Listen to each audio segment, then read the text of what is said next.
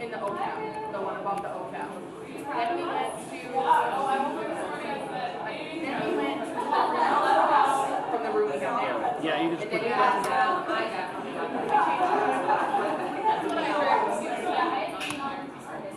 and it was actually like we were switched, so like here's a room and here's a room. We were in here and one of the chem teachers was in here.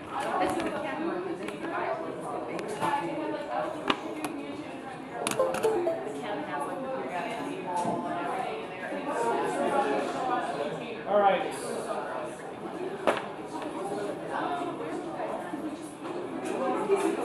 A couple of quick things. If you have extra credit, if you want to see Sean Carroll, hand it in.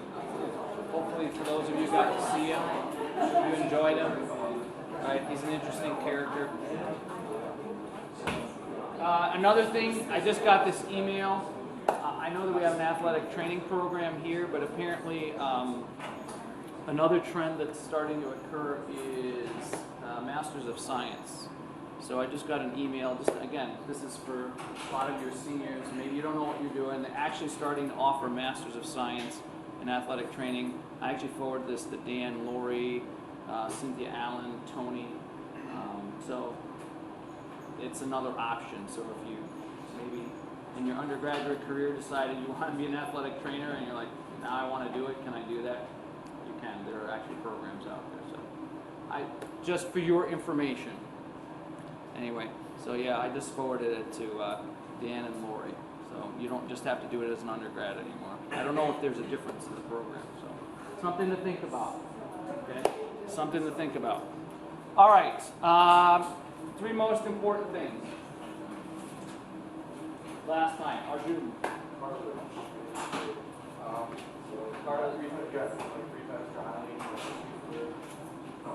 Highland, Vibro, and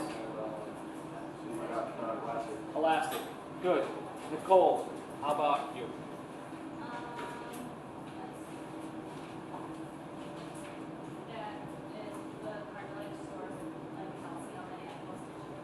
Yep. How about you, Vivian?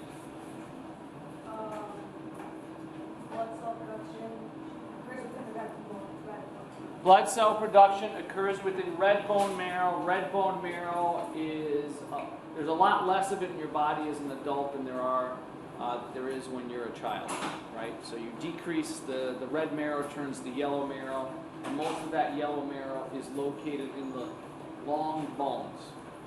Okay. All right. Any questions from last time? Yeah, Teresa.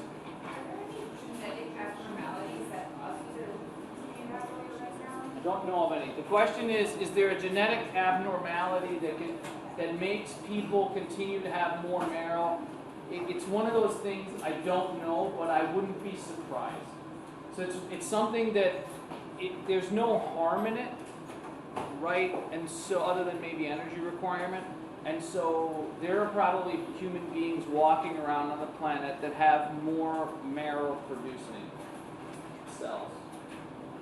Why not? Right? There's a lot of human beings walking around that have extra muscles that you and I don't have. There are people that have parts missing. So yeah, I wouldn't be surprised, but I'm not aware of any that cause you to maintain all of that marrow. So that's a good question though. Any other questions? All right, let's get rocking and rolling. Somebody would lower the lights. So remind me for this section. One slide back. Here? This? Yeah, we did the question. We did the question. Yeah. Okay, here. Okay, so connective tissue and cartilage. What you see here is these chondrocytes, right? The chondrocyte is a mature. And whenever you see CYTE at the end, it is a mature cell, right? And usually that mature cell is completely surrounded by the gel, the ground substance is part of the matrix, right? So here you have these squiggly lines. That means that there's a lot of collagen fibers in here. that really makes sense when you look at where they pull this from, the invertebral disc, because this is fibrocartilage. So this type of cartilage is going to have the most collagen fibers of the three, because it's the strongest. This is another look at what fibrocartilage would look like. It's a little bit more difficult in this slide to see the collagen fibers, but here they are. They're in between. So this is a tricky one to tell. All right, elastic cartilage, the epiglottis. The epiglottis is a piece of elastic cartilage that prevents food when you eat it from going down your windpipe, your trachea. Remember that the trachea sits anterior to the esophagus. When you chew your food, you create a bolus, right? That bolus then gets rammed down your throat by your tongue.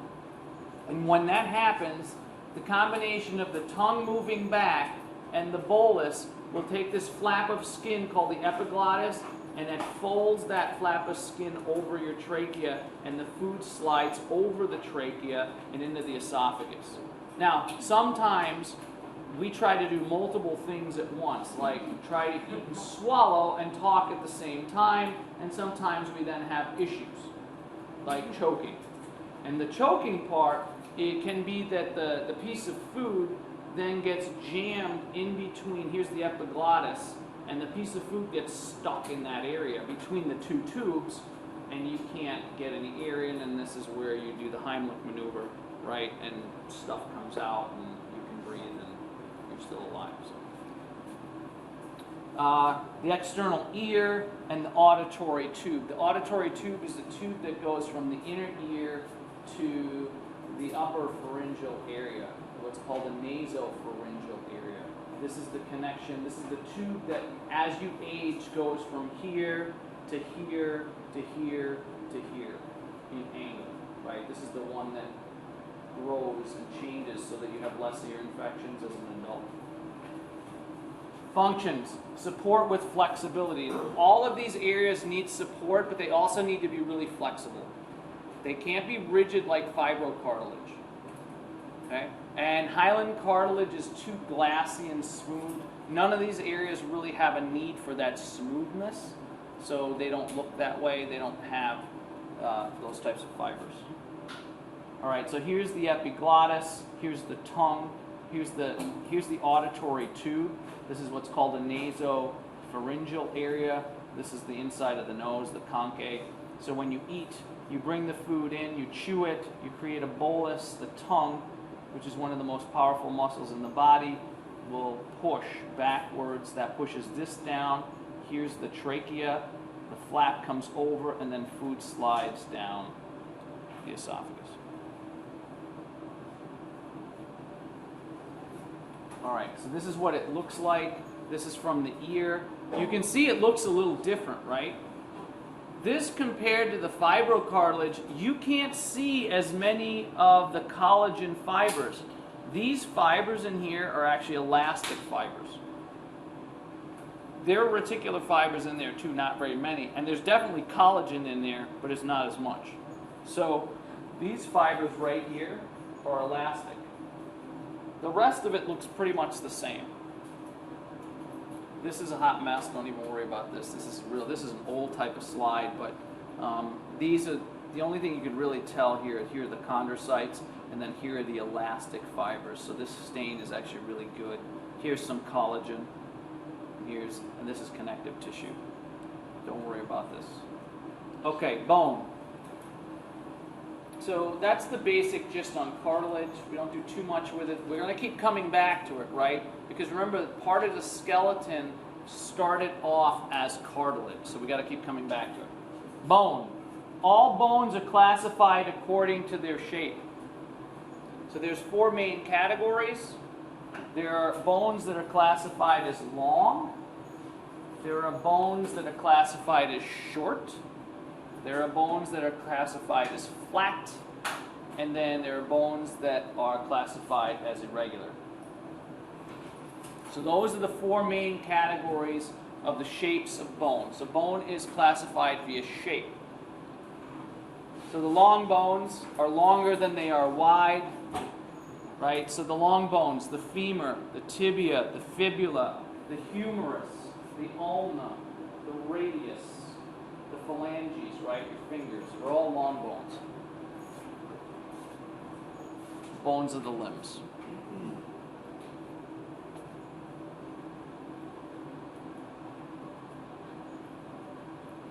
So these are examples of the 4 different shapes. Here's the femur, right? It's a long bone. Here's a bone from the skull, which is considered a flat bone. Here's the sphenoid bone, right? It's a bat-shaped bone in your skull. And here's a short bone. It's one of the wrist bones, a carpal bone.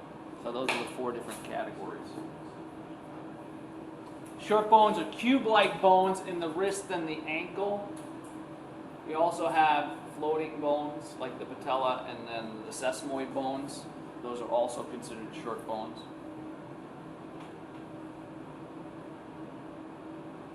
Flat bones in some areas. So the skull definitely has a lot of flat bones.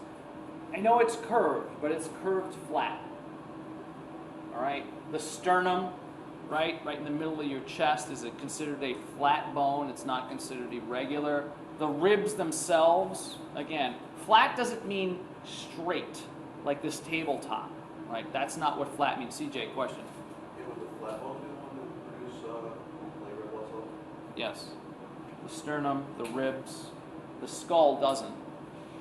Okay, so but yeah, the sternum, the ribs, definitely.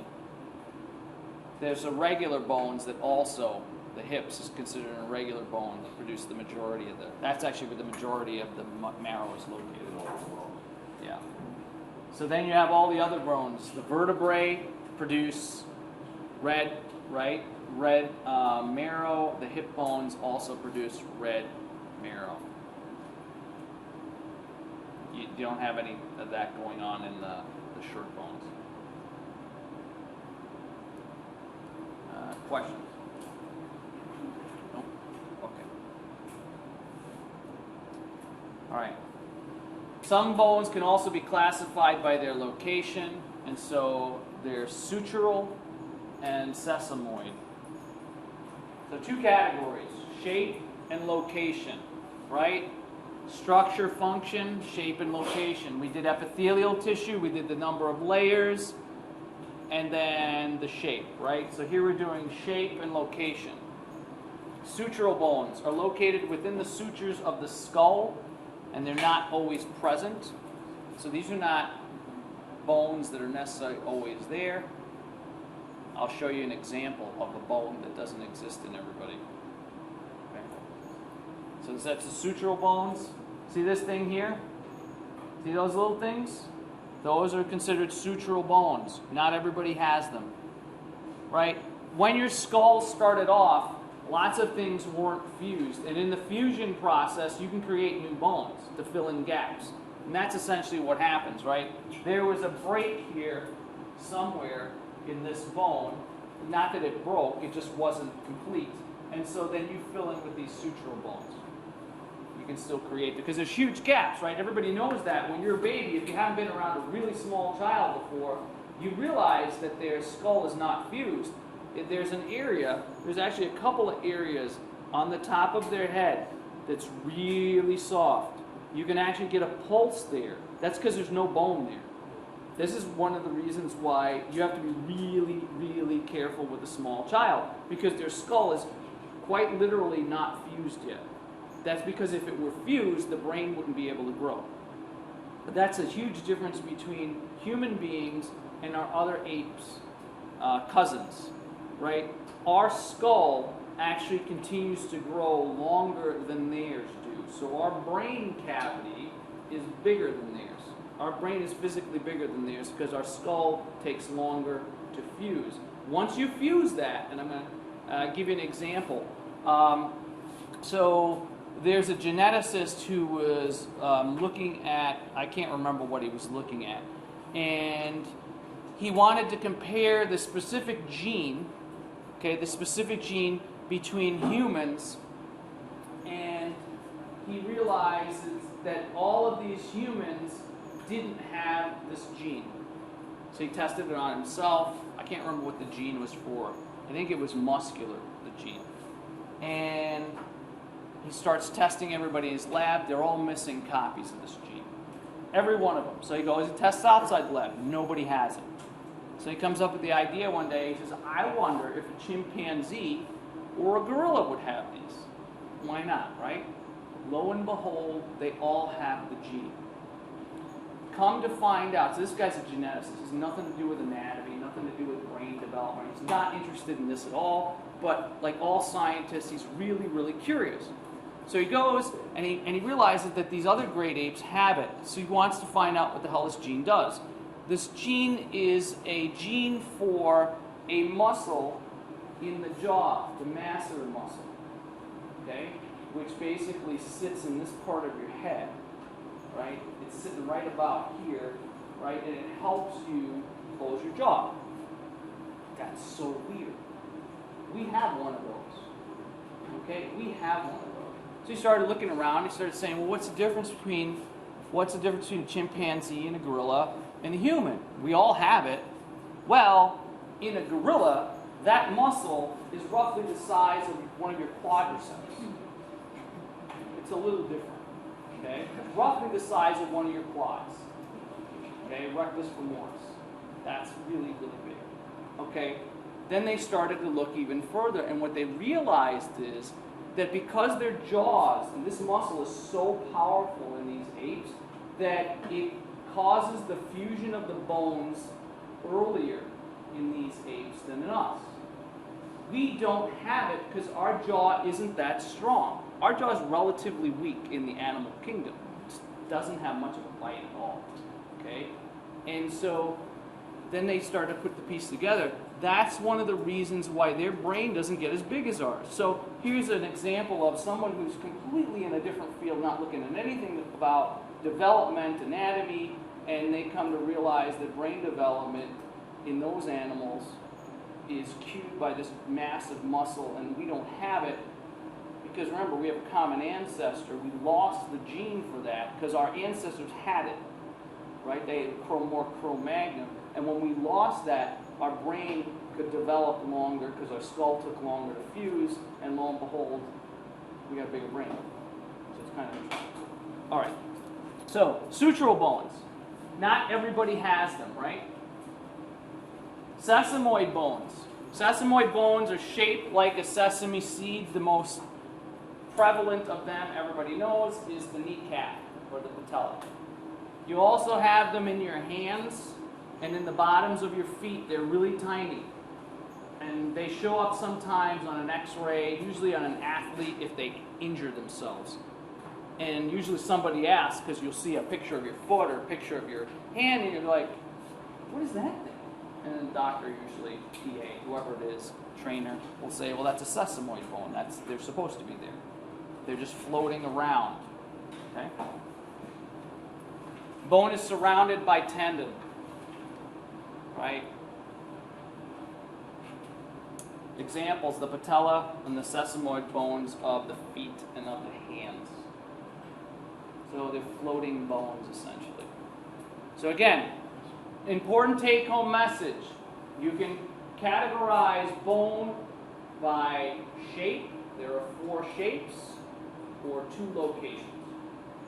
All of the bones in your body fall into one or both of those categories. Any questions on that? That's the take-home message.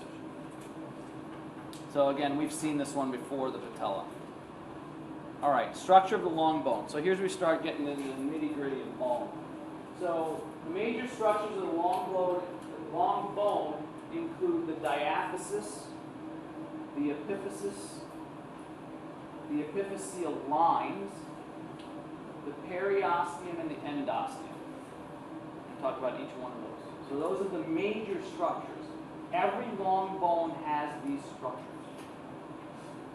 by definition. So again, the diaphysis, the epiphysis, the epiphyseal lines, the periosteum, and the endosteum. So what is the diaphysis? The diaphysis is the shaft or the long axis of the bone.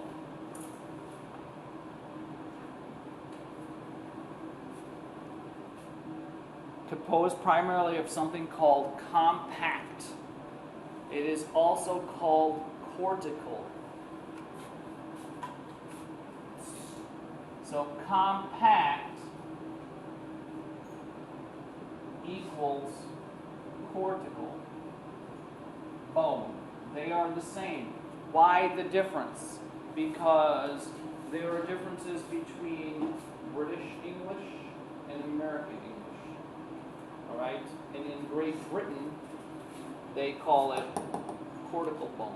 It's the same difference between epinephrine and norepinephrine, which is an Americanized version of that, versus adrenaline and noradrenaline, which is more of a European thing, right? So there are multiple names, unfortunately. Contains the marrow cavity, which is filled with yellow marrow, and the caveat there is in an adult. In a child, in a small child, the long bones are actually filled with red marrow, right? And as you age, the red marrow gets converted into yellow marrow. So you take that fatty blood cell producing tissue and it becomes all adipose. So that's the caveat, right? So this is the shaft. This is the diaphysis of the femur right here. So roughly from about this point to about this point, and then we'll talk about where the epiphyses are. So what is this? Let's talk about this real quick. This is a picture of a child, all right, having a bone marrow transplant. Okay, so how does that work? Basically what you have to do, there are different ways to do this now. This is an older technique, but they still use it, right? This is a child actually receiving a bone marrow transplant. So what do you have to do? You have to quite literally go into somebody's bones that are producing red marrow. Why would you get this? If you have some kind of bone blood disease. The best example is a type of leukemia. Leukemia is a cancer of the blood cells. Where is that leukemia located? It's located in the bone marrow because that's where you make the blood cells. Okay? So what do you have to do? You have to go in with a big needle. It is a very big needle. It's about that long, and it's got a big bore on it. Okay? The diameter is large. It's a big gauge needle. And if you don't know about needles, the bigger the number on a needle, the smaller the gauge. So like a 25 gauge needle is teeny tiny. A 8 gauge needle is a monster. Okay, so that you have to know. So they're going in with a big needle. Where do they go? Well, you have to call upon your knowledge of where the marrow is located. Okay? This is in that you're probably going to get it from someone who's a little bit older that's donating it. Are you going to go into the femur? How about the arm bones? Okay, what's left? Got to be, okay, well, the hip, right? This is obvious from that. But what other places could you go? Where's the red marrow located? The ribs. Okay, if you jam a needle into your ribs, are you going to likely get anything out of it? Probably not. Not a good idea. How about the sternum? Not a great idea. How about the vertebrae? No. Not going to happen. All right, so the ends of the long bones?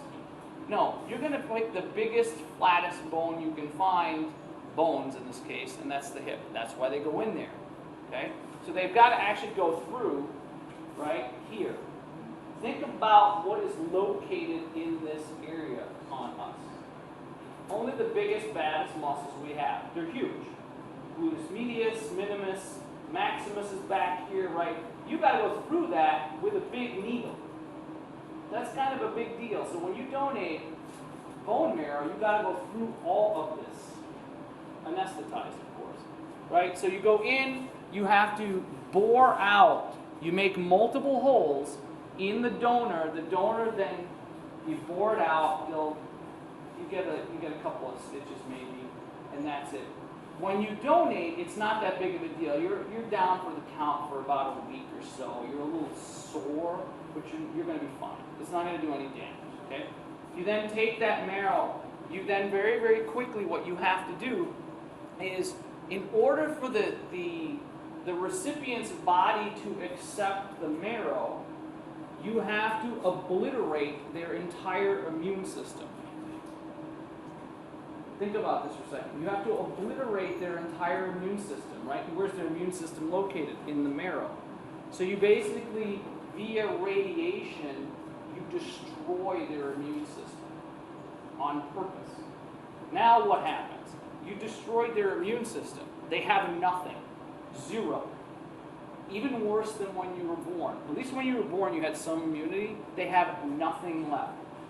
You have to very, very quickly sync up getting this marrow, getting them the marrow in there, and then you've got to wait for the marrow to take. So when somebody has a bone marrow transplant, they have to be isolated. Okay, that's the danger time. Because until that marrow actually starts producing white blood cells, they have no defense mechanism whatsoever. That's what a bone marrow transplant is. Okay. So they have places in the Chicago, Milwaukee area. It really isn't, I make it sound like a big deal. If you donate marrow, it's not really that big of a deal. You're down for a week or two, you're a little sore. I mean, you're probably not going to be running any races for a couple of weeks, but you're back. So, and that's what happens. And then they get that. I actually had a student named KT Gast. She was a neurobio double major. She's currently a dentist in the Milwaukee area. KT had leukemia. She was in my very first class of anatomy. And here's an interesting thing that happened with KT. Katie used to love peanut butter and jelly sandwiches. She had leukemia. She had a bone marrow transplant when she was younger. And she came up to me and we talked about this. She told me her story. And she said the interesting thing happened to her when she had the transplant. The person she received the transplant from was allergic to peanuts. So she never was allergic to peanuts. But her bone marrow, right, she had the antibodies for it because that's her cells. So she became allergic to peanuts. So she was doing a new type of treatment. She goes, Dr. Martino, I just want to be, and she was severely allergic to them. I want to be less allergic to the point where I could someday maybe make my kids a peanut butter and jelly sandwich. So the thing that saved her life also gave her a condition that could kill her. It's kind of interesting now. Kind of cool. But yeah, it's an interesting story. Okay, so that's a bone marrow transplant. You should have a general idea of how that works. This is a picture of it. Here's another picture going into the hip.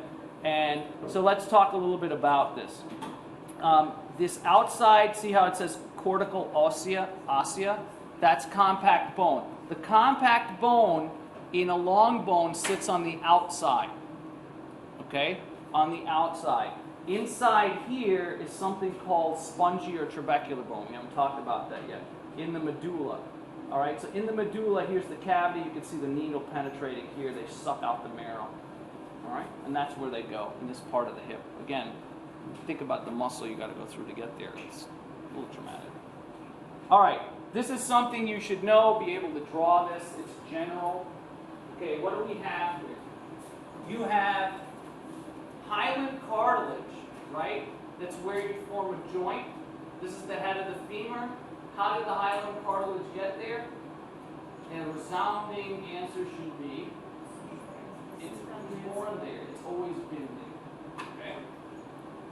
This area, at the head area here and at the bottom, is called the epiphysis. It's the ends of the bone, right? And the epiphysis in here, right in here, is where that spongy bone, which has three names, by the way, trabecular bone, cancellous bone, is located. This line here is called the epiphyseal line. That means that this is an adult. Okay? Because if you're still growing, and there's an off chance that some people in this class are potentially still growing, there's an off chance, you don't have lines everywhere yet. You have plates. That's a major difference between adults and juveniles. So Dr. Carr's our paleontologist. When he looks at T-Rex or velociraptors, right, one of the studies he did is he's looking at the different sizes in skulls and the different size T-Rexes, And just because a T-Rex was small doesn't mean that the T-Rex was a juvenile. How do you tell? Well, you look at the plates, right? If there were lines, then it had to have been an adult. And there's other ways to check too.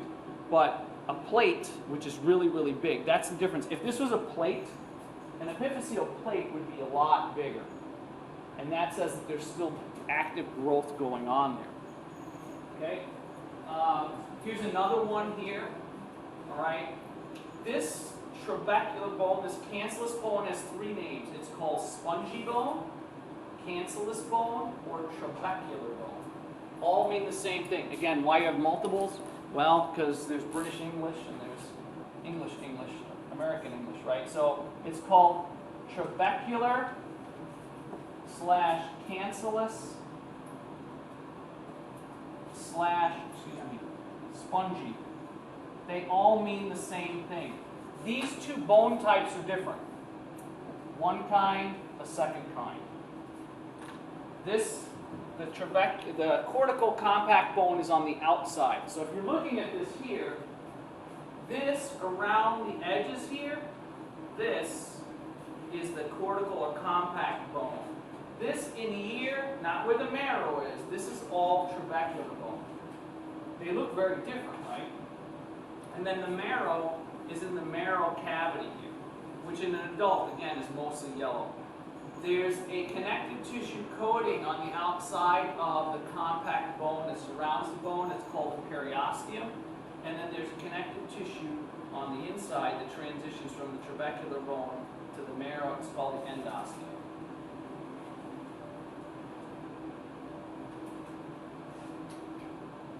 Questions? So you should know this. All right, again, the marrow distribution in an adult we've already seen. I made up this slide a long time ago because people got really confused about the red marrow and the information I wanted them. So the red marrow is called, in Latin, medulla osseum rubra. That you should know. All marrow is red as a child. Adult contain both red and yellow. So all of the stuff I've been saying is now in a slide. This is the summary of everything I've said. Red marrow is located mainly in flat bones such as the hips, sternum, and ribs. In the irregular vertebrae, this goes back to what CJ asked at the beginning of class. The yellow marrow is located in the medullary cavity. So that's a summary slide of everything I've been telling you since we started this whole marrow thing. There you go.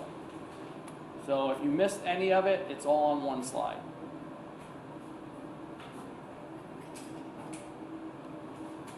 Questions? Nope. We're all good. Still writing. A couple of seconds. Yeah, Alex. Where's the medullary cavity? Medullary cavity, we'll go back to that. Good. This is the medullary cavity. That's where the bone marrow is located, in that cavity. Good question, though. It's not in here. This is trabecular bone. It's in here. All right. The epiphyses, the ends of the long bones, it's where the joint surfaces occur. Right? At the ends of the bones.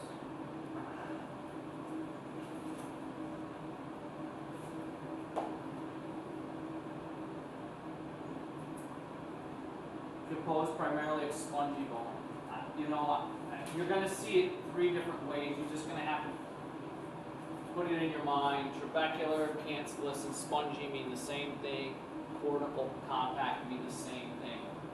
Because you're going to see it in multiple ways, and I will always put all three. It's covered with articular cartilage. So the ends of the long bones, the epiphyses, are covered with the articular cartilage. Articular cartilage specifically says what? That's where the articulations occur, the articulations of the joints, the ends of the bones. That articular cartilage is specifically which of the three types of cartilage? Hyaline, that's right. So articular cartilage is made up of hyaline cartilage. The hyaline cartilage can show up in lots of places. Articular cartilage can only show up where the joints occur. So there are two ways to describe it. They're one and the same. But just because you have hyaline cartilage doesn't mean it's articular, right? Because in the ribs, in the middle of the rib, that's not articular. What's it articulating? Forming a joint with? No. Okay, so we already answered this question. Remember, articular cartilage, silent cartilage, I put this in there because this was a bit confusing for this was a bit confusing for a few years, so I put this in there. Remember, articular cartilage is hyaline cartilage found on the ends of the long bones. It provides a smooth surface. Remember, hyaline cartilage is smooth for a reason. Reduces friction and absorbs shock. Arthritis, both rheumatoid, which is a body attacking itself problem, right, autoimmune, and osteoarthritis are essentially happen in these ends, in this articular cartilage. What happens is the articular cartilage, the hyaline cartilage, gets damaged, and that damage doesn't get repaired over time. So over time, the hyaline cartilage disappears. And once that happens completely, then you have bone on bone. Okay? You have bone on bone. So that's why arthritis is painful. Because the cartilage that's designed to be smooth, reduce friction, and absorb shock is disappearing. And then you have bone on bone, and that's okay. So these are the epiphyses, right? Here's the articular cartilage, which is made up of hyaline cartilage. Yes, Molly? So the articular cartilage is is the next layer under the compact bone? No, that's a good question. No, it's not. The articular cartilage sits superficial to the compact bone. This is the articular cartilage. The bone that is underneath this in particular is really it's compact, a little bit of layer, but the rest of it's trabecular. The cartilage sits on the outside, right? It's superficial, not deep to, right? It wouldn't make sense to have the bone on top of the cartilage. It does you no good. That's a good question though, that you're thinking about that, because sometimes when you don't say it, you don't really learn it. Okay. The epiphyseal lines are the growth plates. The lines are the growth plates that have sealed over. Interesting story about growing specifically. So most females are complete. They have their finished growing somewhere between the ages of 15 and 18. And most females are probably, by the time they're 15, they're done. The estrogen is puberty, and it's happening earlier and earlier. Most males are done growing between the ages of 18 to 22. Are some done earlier? Sure. Here's an interesting story, and this isn't the only story of its kind, about how a male can grow late. So there's a man by the name of David Robinson. He's an NBA player, was an NBA player, won a few championships with the San Antonio Spurs. They called him the Admiral. The reason they called him the Admiral is because he went to the U.S. Naval Academy. When he entered the Naval Academy, he was a guard. He was roughly about 6'1", 6'2". When he left the Naval Academy, he was over 7 feet tall. He was a center for the San Antonio Spurs. Okay. So that means that between the age of 17 to 22, he essentially grew 9 inches, 10 inches, 11 inches. I can't remember what his exact height was. He was over 7 feet tall, though, right? That's a lot to grow. That's because his plates hadn't turned to lines. So what ends up happening in some of these people, as long as you can keep those plates open, he ended up getting a growth hormone surge for whatever reason. We don't know why. As long as those plates are open and you get the surge, you're going to grow taller. Once those plates are sealed and become lined, you can have that same surge and it won't matter anymore. So that's why he was able to grow taller. This isn't the last time that something like that has happened. Frank Kaminsky, who played for University of Wisconsin-Madison, right?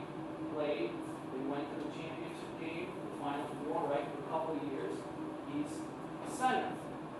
but the way he played, if you watch the way he played like a guard.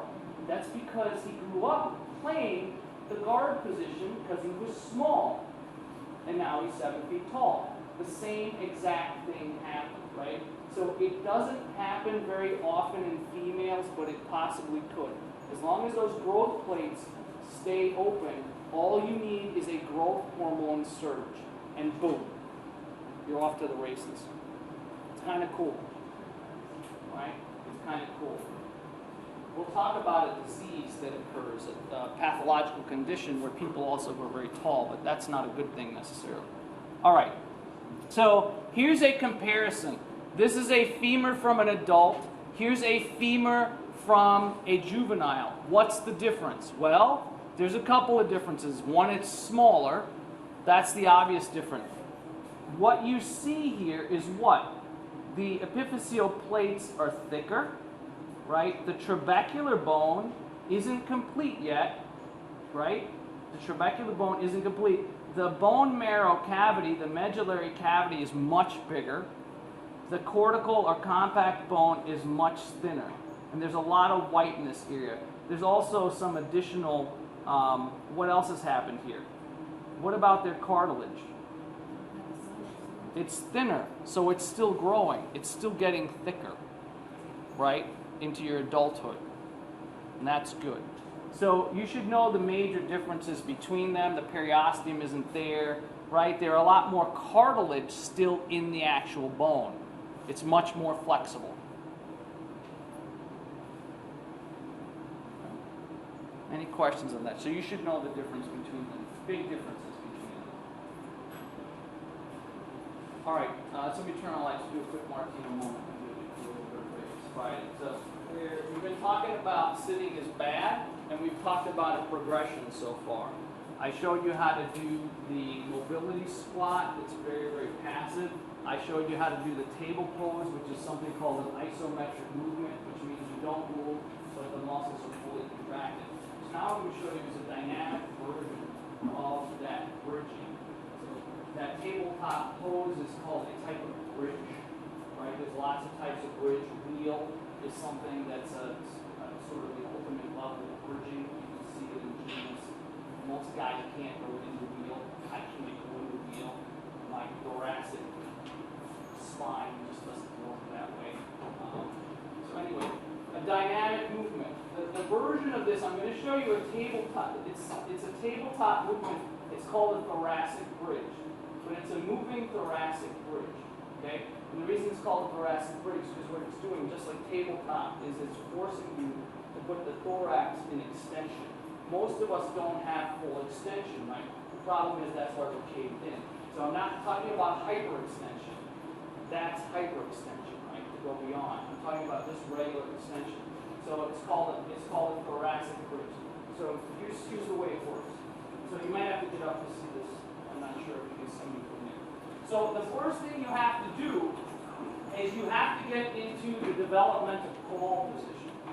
That in and of itself is not the easiest thing in the world to do, because you have to be in a developmental crawl position, but your knees have to be off the ground, right? So in order to do that, here's developmental crawl, right? You're in this position, and now your knees come up. Try it. It's not that easy to do. Just try maintaining that crawl position. It's kind of hard to do, right? Because you've forgotten how to do it, right? So you've got to go into the developmental crawl position. Then what you have to do, that's an isometric movement. You want to make it dynamic, so you're going to start shifting, right? So I'll do it in this direction, so you can see me from this direction. You're going to start shifting. And what you're going to do is you're going to twist, right? You're going to twist, and you're going to go into thoracic bridge with a twist. And what that does is it attempts to open up your shoulder. It opens up your thorax, and then there's a twist. The most mobility in your spine, the cervical, the thorax, and the lumbar, actually comes in the thorax. You might find it hard to believe because most people compensate with their lumbar spine. You don't want to do that. So in order to try to get back thoracic, not only do you try to get into extension, but that twist is actually a version of extension. And so what you have to do is, once you're strong enough to hold this, right, is to move around and go and see, while my arm is coming over, I'm in a twisted position. So ideally what we do is the following, right? You get in the bridge.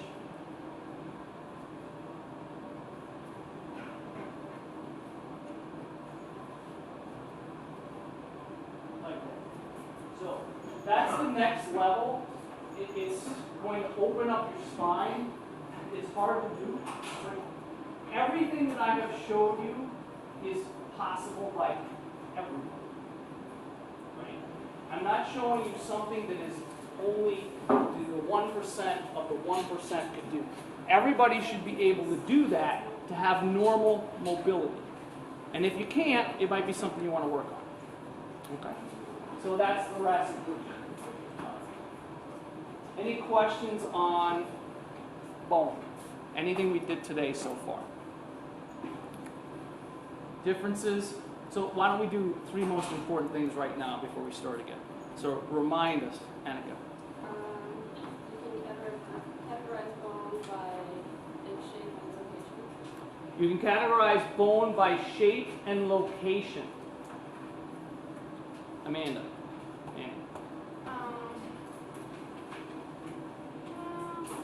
The major parts of long bone with the Diaphysis. Epiphysis. Just a little bit Yeah, that's okay. Epiphyseal. Epiphyseal plate. That's okay. Yeah, That's okay. periosteum and those. And osteum. So that means all long bones have those parts. Okay, those are general parts. Nick, one more. Hyaline cartilage on the ends. It's always been there, and as you age to a certain point, it will get thicker. It's supposed to be smooth and glassy. It absorbs shock. It allows things to move without friction. Okay? All right. Somebody with the light.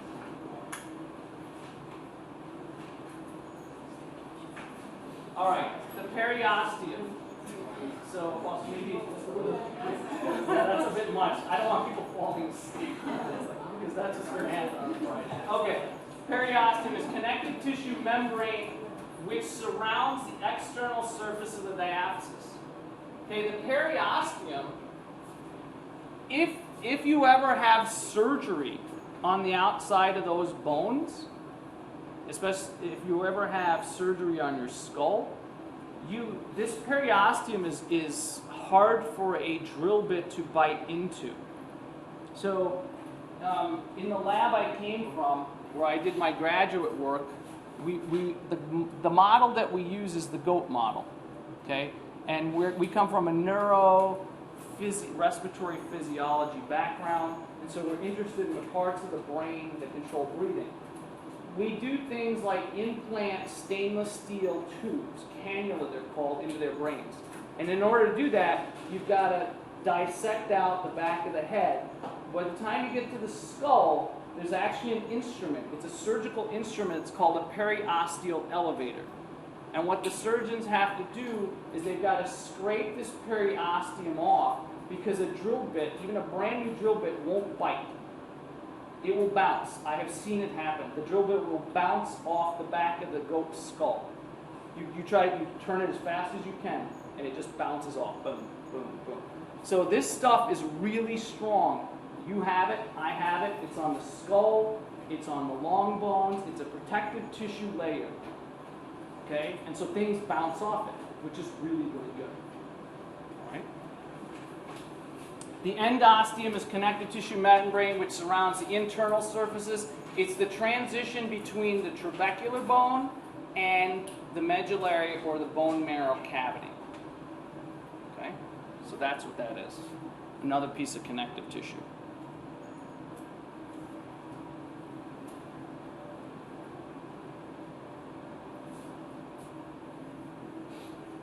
All right, so the periosteum sits on the outside of the cortical bone here. On the outside, you can't see it. The periosteum has 2 sublayers. When we get further in here, we'll talk about the 2 sublayers. But you'll see that a lot. There's a layer, and then it's got sublayers. There's another layer, then it's got sublayers. The endosteum is right around here. You can't really see it, but it's just on the edge here where the medullary cavity is, or the bone marrow cavity. All right, question. Which of the following are the major parts or structures of the long bone? I'll read them to you. A, fibroblast, diaphysis, epiphyses, osteoblast. B, diaphysis, ectosteum, periosteum, endosteum. C, the diaphysis, fibroblast, endosteum, periosteum. D, endosteum, periosteum, epiphysis, epiphyseal lines. E, epiphyseal lines, periosteum, collagen, and the endosteum. Let's see what we get.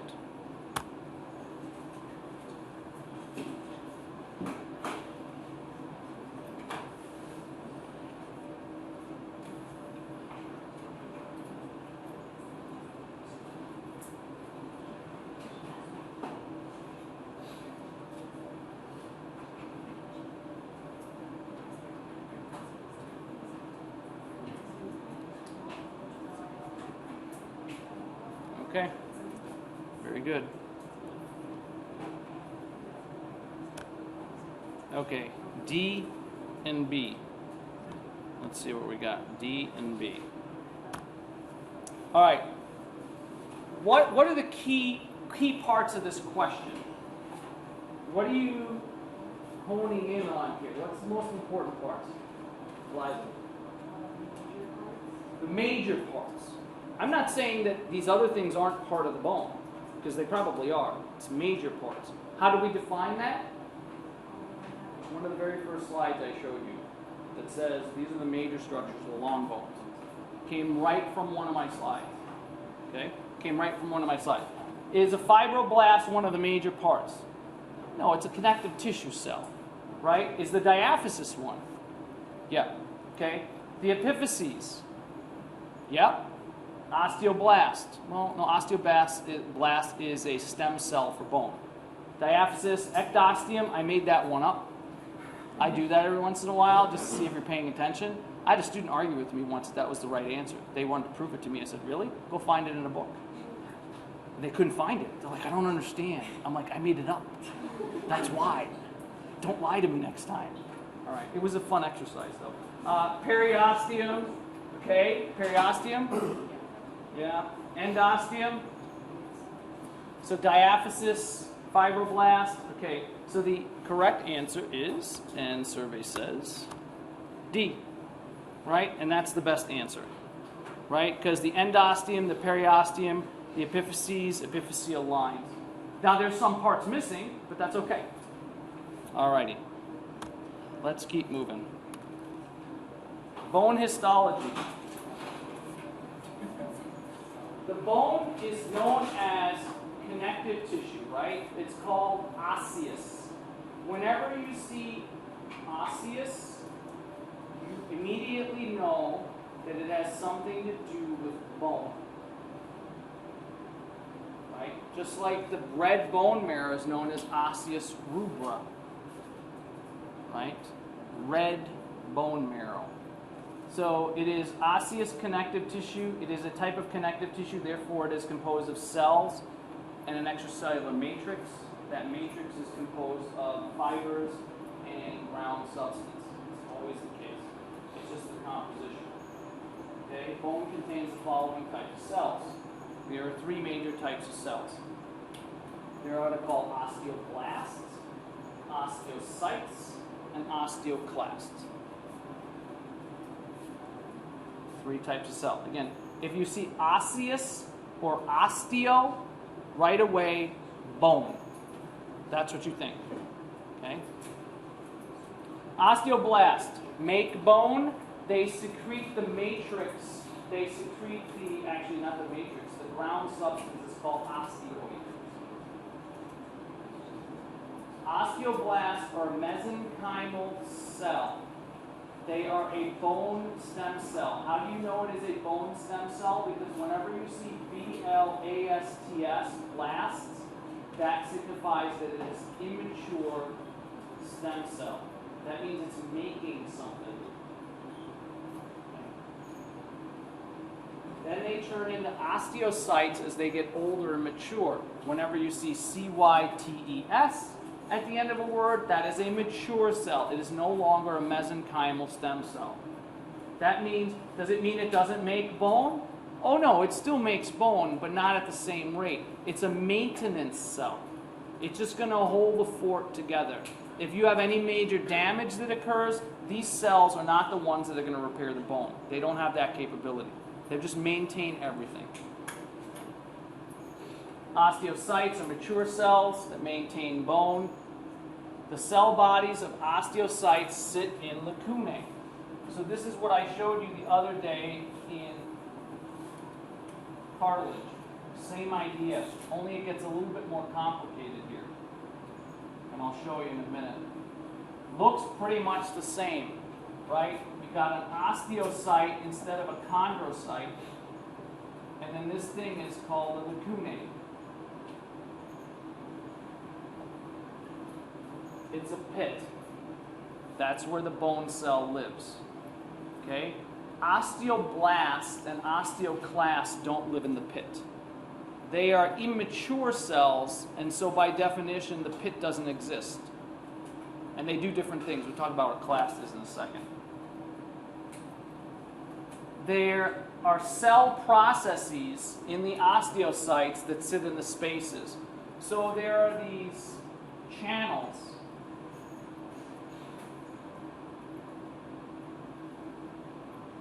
that are in the bone. Okay? And they're called small channels, so they're called canaliculi.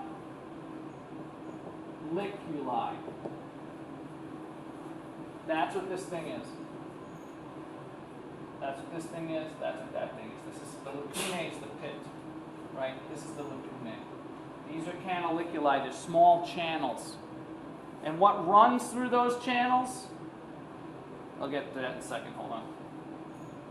You have blood vessels, right? You have blood vessels. So you have veins, arteries, lymphatics, nerves that all sit in here.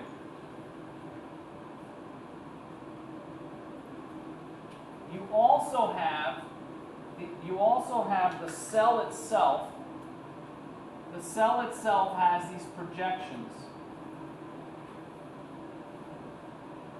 These projections are called processes. The bone cells themselves can actually send these processes and communicate with other bone cells. So in addition to this canaliculi, the channel containing veins, arteries, lymphatics, nerves, it also contains these cell processes. The processes are extensions of the osteocyte. Right? It's got a nucleus. All right, osteoclasts are immature cells that break down bone. They're catabolic. So where would you find these? You're going to find an osteoclast. What kinds of processes will they be involved in?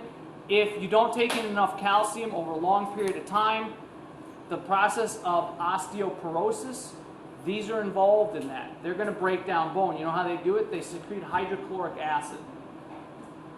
It's pretty nasty. And they break down bone. They're also going to be involved, if you break a bone, these cells will come in and chew up small extra shards. Right? If you can imagine a break in a bone, a long bone, so you have something like this, right?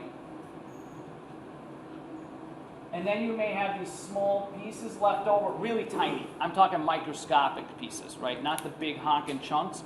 The osteoclast will come in and clean up the ends of the bone, eat up some of this extra bone that's sort of floating around, not the big chunks, the little ones, and then you can begin the healing process. So one is pathological, like an osteoporosis type situation. The other one is a break. I guess it's also pathological. But these osteoclasts and the combination of the activities of the blast and the clast are going on all the time. So it's this constant battle. You've got blast, you've got sites, and you've got clast. You hope that you have more blast activity and osteocyte activity. You don't want to be in the clast activity, right? Yep, CJ. Don't these play like a huge role in cortical remodeling? In what remodeling? Cortical remodeling? Yes. A huge role in cortical and in trabecular remodeling. Okay? So your bone can constantly grow. It can't grow in length anymore, but it can grow in thickness. So we're going to talk about that too. Does it? Yeah. That means, so that means like you get like strong skeletal muscle that was going on, is that when the bone is stronger? Yes, the bone is getting, when you get stronger skeletal muscle, if the muscles are getting stronger, then the bone has to get stronger because of these blasts and clasps. So, for instance, resistance exercise causes an increase in blast activity.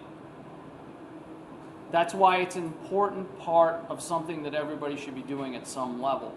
That's why, walking or running is actually better for your bones in terms of strengthening the bone than, say, bicycling. Because bicycling is not weight bearing, right? It does make your quads stronger though. So, it does have some effect, but it's not the same. All right, this is what these look like. The cell is an osteogenic cell, which predates, right, the osteoblast. So this is another mesenchymal cell. And then the osteoblast then will eventually mature to become an osteocyte. The osteoclast looks more like this. You can think of this like a street cleaner. It's just going along. Those machines in the swimming pool, or they can do carpets in your house. You let the little robot go, and it sort of eats up things. This is the little robot. That's what it does. It just eats up bone, right? Not garbage. So, all right. Any questions? I got to keep going. I got to catch us up. So, all right.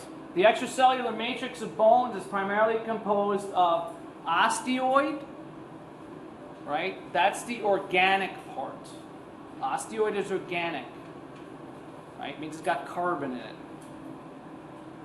And that's where the collagen fibers are going to be part of this too. Collagen, reticular fibers, elastic fibers. And then hydroxyapatites. Hydroxyapatites are the salts that make the bone hard. Calcium, magnesium, phosphate. All of those go into making bones strong. That's the inorganic part, which means there's no carbon there. It's not alive. Osteoid secreted by the osteoblast. So this is the organic part, is created by the blasts. The hydroxyapatites you have to eat. You have to get magnesium, calcium, and phosphates in your diet. So it's not just about calcium. Magnesium, which most Americans are deficient in, is also part of the problem. So if you don't have enough magnesium in your diet, you're also going to have a problem with your bones. It's not just the calcium. I know we focus on that because that's the big picture, but it's not just calcium. Accounts for bone strength. The collagen fibers make it strong.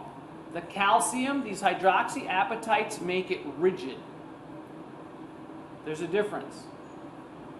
Rigidity is not strength. You can snap rigidity. Okay, it's the actual collagen fibers along with the calcium and magnesium phosphate salts and the osteoid that give it the strength that it has. So again, collagen comes into play, right? You need all of the raw materials for that.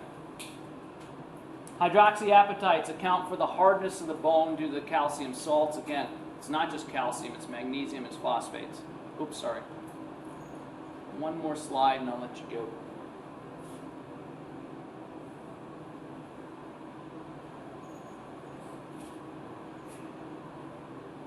So when studying bone histology, it's important to understand the difference between compact and spongy bone, right? So this one has two names, compact and cortical. This one is called spongy, cancellous, or trabecular bone. All right, I think we will end there. So if somebody would help me, the three most important things since our little break, what would you say? Tim, how about you help us out? The three types of cells in the bone. 3 types of cells in the bone. Zach? Osteoid is secreted from osteoblasts. So is it the inorganic or the organic portion of the bone? Correct. One more. How about Amber?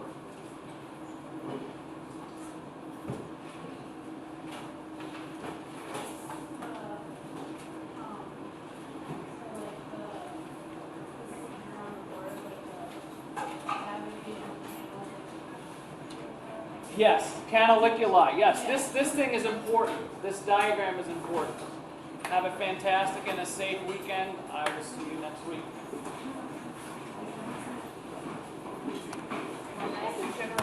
Yes, I may have a general answer for you.